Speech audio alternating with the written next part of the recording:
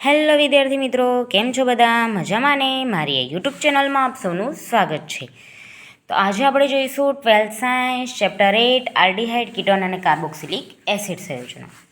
તો આજનો આપણો ટોપિક છે ઓક્સિડેશન. કાલે રિડક્શન જોયેલું, તો આજે જોઈશું ઓક્સિડેશન. તો જો ઓક્સિડેશન આલ્ડીહાઇડ ને કીટોન માટે છેલ્લે દેખો, પહેલું આલ્ડીહાઇડ RCHO એને શું કહે? આલ્ડીહાઇડ. હવે નિર્બળ ઓક્સિડેશનની હાજરીમાં પ્રક્રિયા થાય છે. આ ઓક્સિજન છે એટલે ઓક્સિડેશન, નિર્બળ ઓક્સિડેશનની હાજરીમાં થાય. તો શું થશે કે આનો ઓક્સિજન આની અંદર ઉમેરાશે.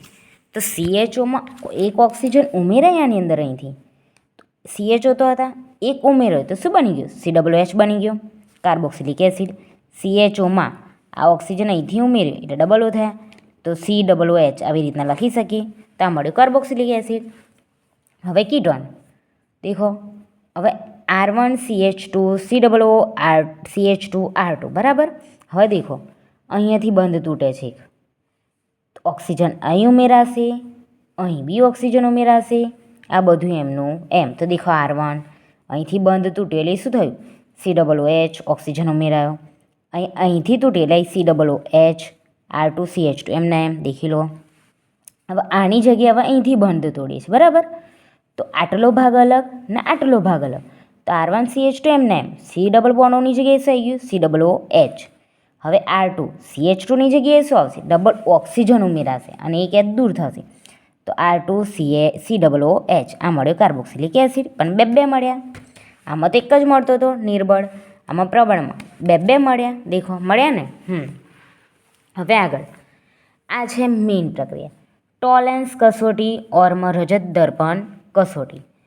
ટોલેન્સ કસોટી એટલે કે આ NH3 ટ્વાઇસનું દ્રાવણ ખરું ને, એની અંદર આ Ag સિલ્વર છે ને, આ ટેસ્ટ ટ્યુબની અંદર સિલ્વર આપણે નાખે છે બરાબર.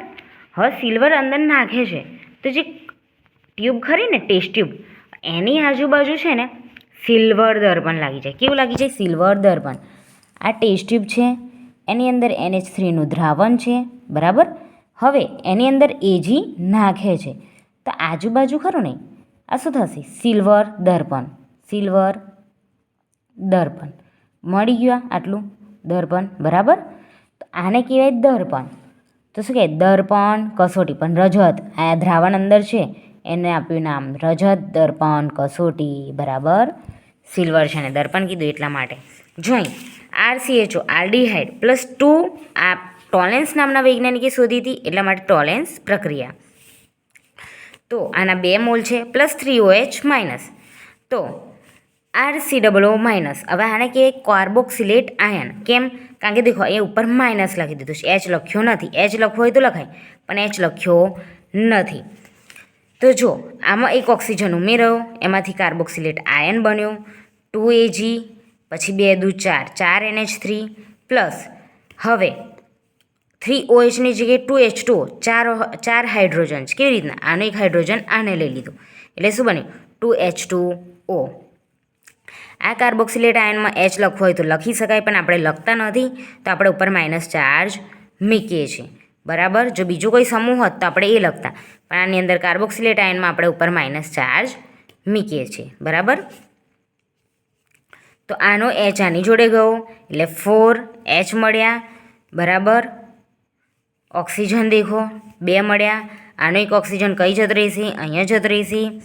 આ RCHO ખરો ને અને આ 3OH, તો શું થશે?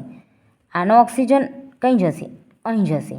અને આનો હાઇડ્રોજન અહીં, તો અહીંથી હાઇડ્રોજન અહીં તો જતો રહ્યો, તો શું વધ્યું? RCO. હવે આનો ઓક્સિજન અહીં જાય એટલે CO, તો 2 O રહ્યા. આની પાસે 3 H રહ્યા, પણ આને એક આપ્યું એટલે કેટલા H થઈ ગયા? 4. તો 2H2O બની ગયો આ. અને આમાંથી આ મળ્યું બરાબર.